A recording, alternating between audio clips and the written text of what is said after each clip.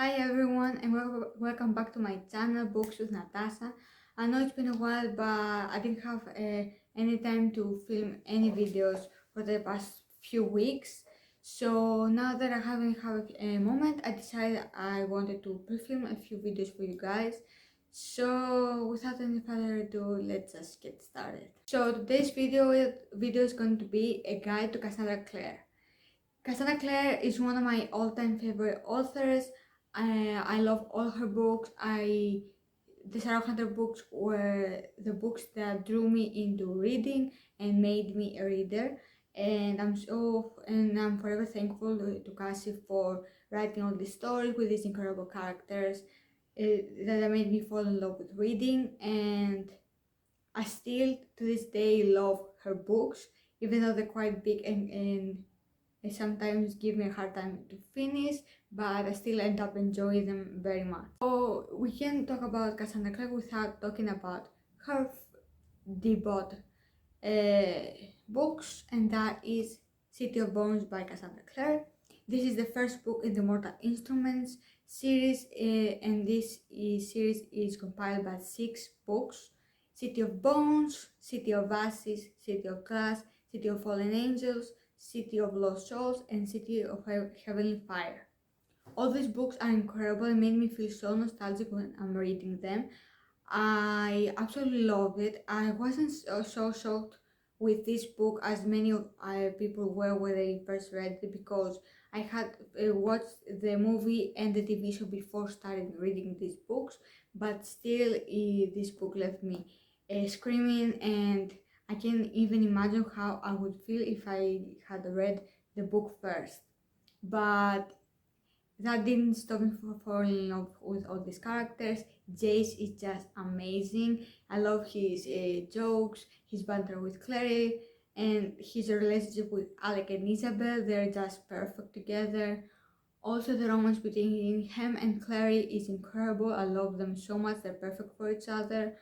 And this series also introduced me to my first ever LGBTQ plus couple, Malek, as many of people in this fandom know them. Magnus Bane and Alec Lightwood are perfect for each other. In the first book, we see them struggle a lot, especially Alec, because he hasn't come to terms with who he really is and is trying to please his family. But when he decides to embrace his true self and gets together with Magnus, everything is just perfect. And I can talk about other the romance in these books all day, but again, this is not a romance series, it's a fantasy one, and YA at that. And these days I don't read much fantasy or YA, but I find myself wanting to reread these books a lot these days. But it's quite a commitment because there are 6 books and I can fly through them, but it's gonna take me a while to get through them because they're quite a lot. Also, I love Sebastian in these books. I find this character really interesting, and and I was hoping for a kind of redemption arc by the end of the books, but and I was sad how it ended, because his character is such a tragic story, because he was kind and innocent once, and then all the stuff that happened in his life turned him into the kind of person that he is today, and that was just so sad to read about, and I cried when stuff that happened. And yeah, I will give you guys a spoiler warning if I say something about in the next books or the previous books that happens, but I will try to put like an icon about here so you guys can be prepared or mute and skip forward. Next we have the Infernal Devices series, and many people in the book community know this series because it's incredible, and this was my first ever series that I got obsessed with. And I started with this trilogy because it is a prequel for the Mortal Instruments, compiled by 3 books: the Clockwork Angel, Clockwork Prince, and Clockwork Princess. These books are just such a wild journey in just 3 books, and I loved every second of it. I reread them recently, and I have a vlog filmed. I will put a link about here. But this series is one of my all-time favorite series ever. Uh, I love Will Herondale with all of my heart. He's just incredible. His personality is so light and fun, and I love reading about him, especially in this series where when he's obsessed with demon pox and he's convinced, he's absolutely certain that it exists, and stuff happens, and it's actually very really funny when he gets validated for that hypothesis, and I loved it. Then we have Tessa Gray, who is a protagonist in the series, and she comes into London and to meet her brother, and stuff happens, and then Will shows up to rescue her, and it was epic.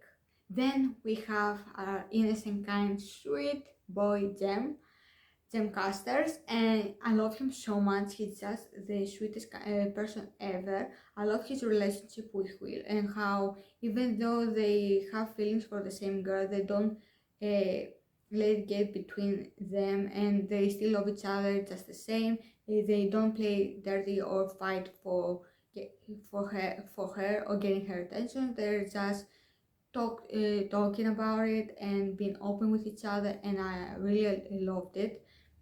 Also, and so many things have happened in this book when I reread it, and I remembered nothing. And it was like I was reading it again for the first time, and I absolutely loved it.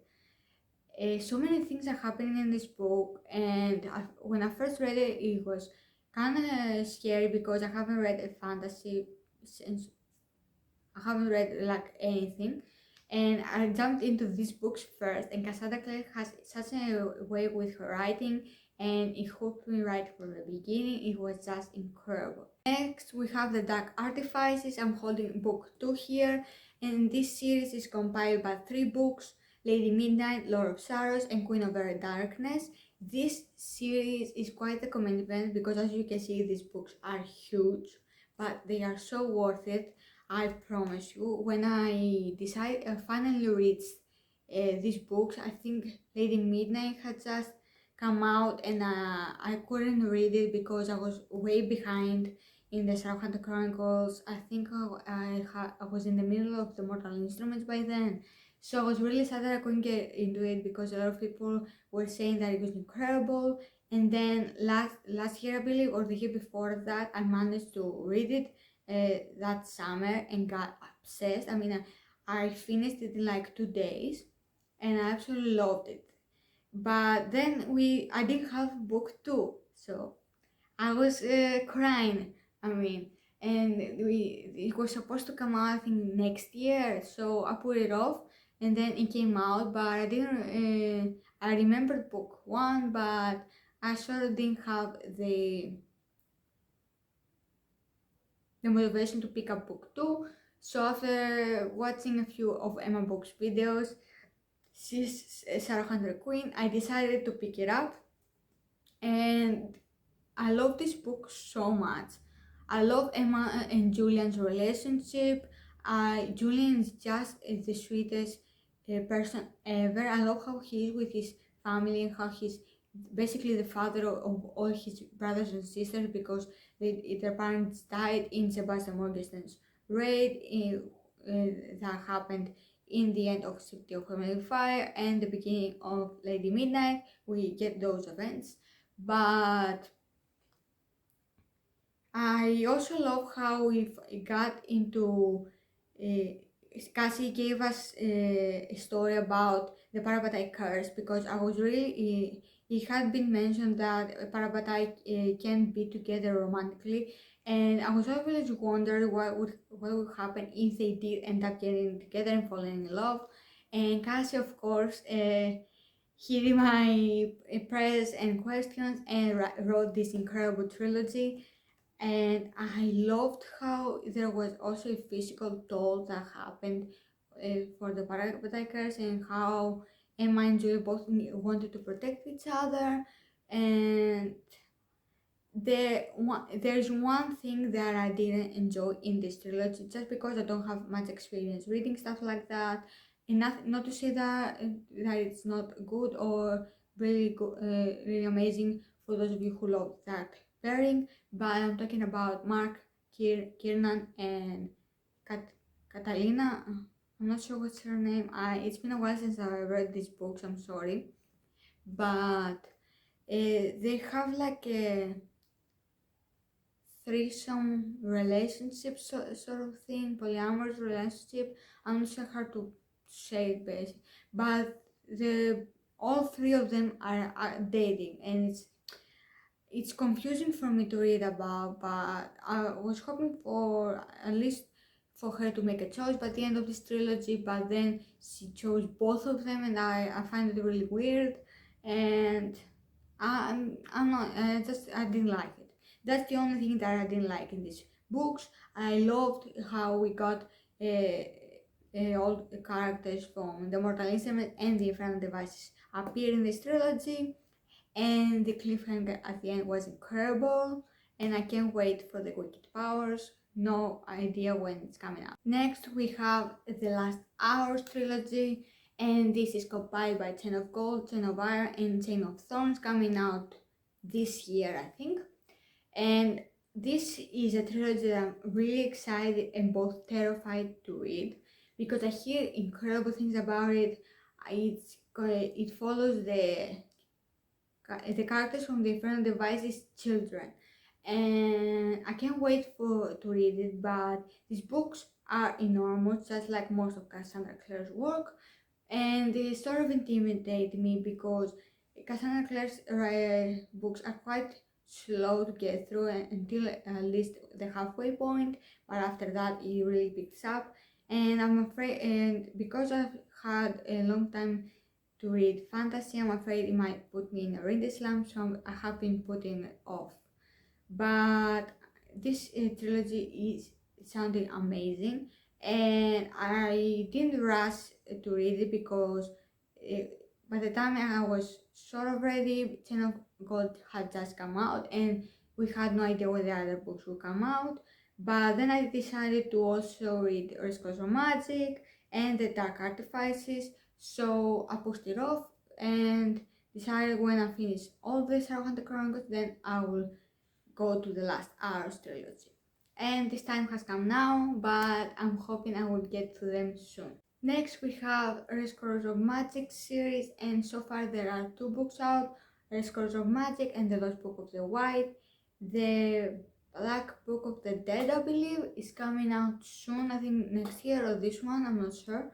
But this trilogy, I believe, it might be more than that, follows Magnus B. and Alec Larkwood, and each book sets in a different timeline. So the first book it's sets between City of Glass and City of Fallen Angel in the Mortal Instruments series, and it follows Alec and Magnus going on a vacation after they first started dating to get to know each other better, and it's just amazing. If you love Alec and Magnus, you're going to love this book because it's just extra content with them. And the second book I haven't yet read.